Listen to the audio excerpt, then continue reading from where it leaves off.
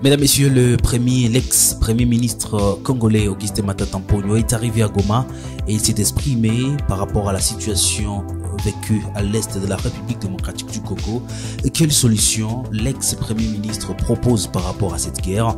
Vous allez les suivre dans l'actualité du jour. Également, ça appartient à l'histoire, la 4e édition du festival du rire s'est tenu à Goma la semaine. Également, c'est clôturé hier dimanche. Nous allons revenir sur la prestation d'Herman Amissi, qui également s'est dit préoccupé par la situation vécue par la population à l'est de la République démocratique du Congo. Cet humoriste venu de la province cuprifère est à suivre également dans Actualité du jour. Nous allons citer par cette information une paralysie des activités scolaires à l'Institut Kéchero. Les enseignants qui dénoncent une mégestion de la part de leur préfet des études.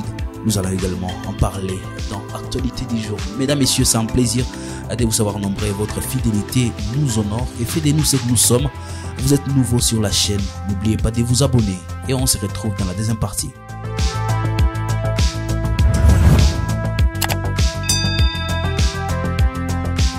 Ouvrons l'actualité du jour, mesdames, messieurs, par cette sortie médiatique de l'ex-premier ministre aujourd'hui et sénateur congolais, Augustin Matata Mponyo. Le président des LGD est arrivé à Goma et devant le chevalier de la plume, plusieurs questions ont été évoquées par ces ex-premiers ministres.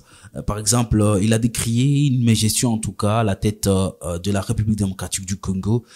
Quelle est la santé de sa relation avec le sénateur à vie Joseph Kabila? Écoutons Augustin Matata Mponyo pour parler de la deuxième question qui a intéressé le sénateur congolais.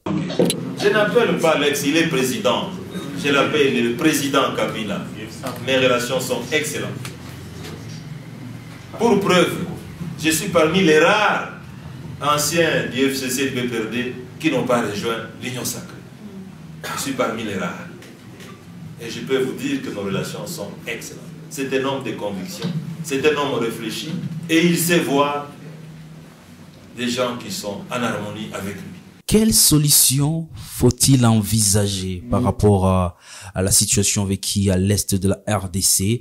Vous savez, le pays était encore agressé par le 23 à l'époque de Joseph Kabila, et Augustin Matata Mponyo était ministre.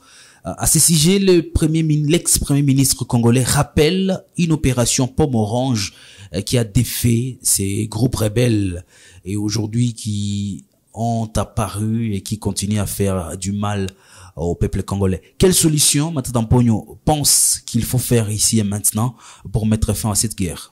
Il y a eu des dirigeants, le président de la République, Joseph Kabila Kabange, le premier ministre Matata, le chef d'état-major, le général Etumba, avec l'opération Pomme Orange. Ça s'appelle Pomme Orange. Une opération menée en tout professionnalisme et en toute discrétion. Et c'est cette opération Pomme Orange qui a délogé les gens du M23. Et moi, je vous l'ai dit, j'ai les images, j'ai été au-dessus de la colline de Tianzou et on m'a montré les chemins par lesquels les messieurs que vous connaissez, je n'aime pas faire la publicité ici, ont traversé pour rentrer d'où ils étaient venus. Vous étiez témoins. Et voilà. Je pense, cher ami Patrick, avant d'aller chercher ceux qui sont à l'extérieur, mais renseignez-vous, ceux qui étaient à l'intérieur, ils sont là. Faites preuve d'humilité. Le général Etumba, c'est quand même un officier de grande valeur. Il est retraité aujourd'hui, mais il est en RDC.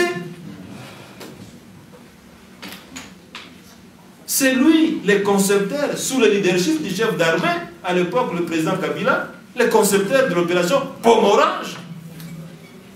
Moi, j'ai eu le privilège de participer à une réunion du Conseil de la Défense à Lubumbashi, où le général Etumba expliquait la complexité de l'opération Pomme Orange. Comment les Congolais des FARDC ont détruit l'M23.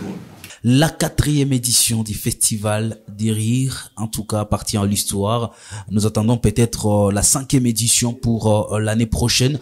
Mais il faut le dire, la 4e édition a été une réussite avec la première et la 2e journée, avec des entrées libres du public de Goma qui a essayé, en tout cas, de découvrir les artistes humoristes de la ville de Goma, pourquoi pas de la région des Grands Lacs.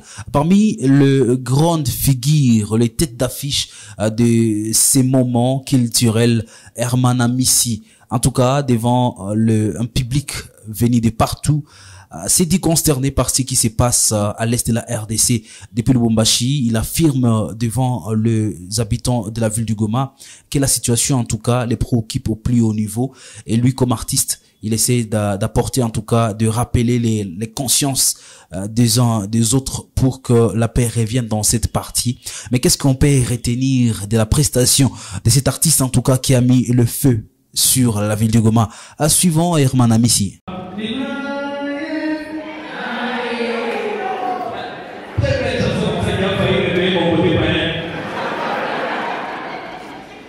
J'ai demandé au gars qui m'a fait la porte, c'est la chanson de qui? M'a dit la chanson de famille. C'est quoi les titres?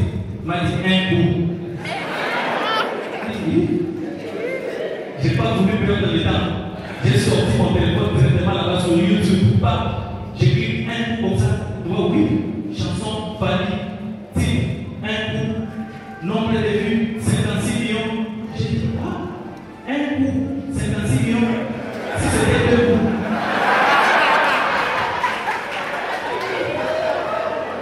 Je ne sais pas, au même moment, je parle. Puis je suis là, je parle. Ben, je sens une présence excessive comme ça.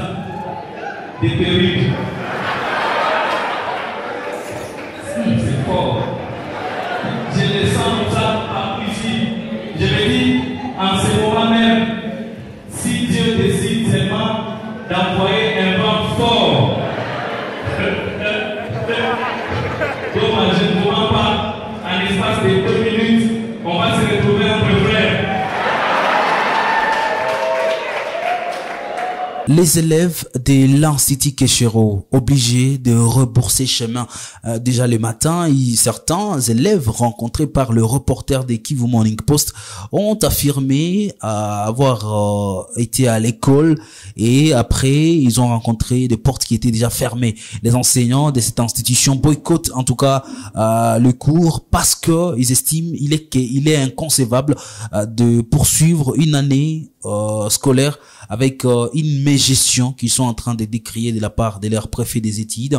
Déjà, lorsque nous sommes arrivés à l'Institut Keshero, il y avait différents messages qui demandaient en tout cas au préfet de plier bagages et de ne plus revenir dans cette institution. Vous savez, l'Institut Keshero est géré par la communauté protestante. Ça sera donc une question qui doit être traitée avec tous les sérieux possibles pour permettre aux élèves, en tout cas, de commencer la période des examens qui se pointe à l'horizon. Déjà dans quelques jours, ces élèves étaient censés commencer les examens, comme d'autres d'ailleurs de la province du Nord Kivu.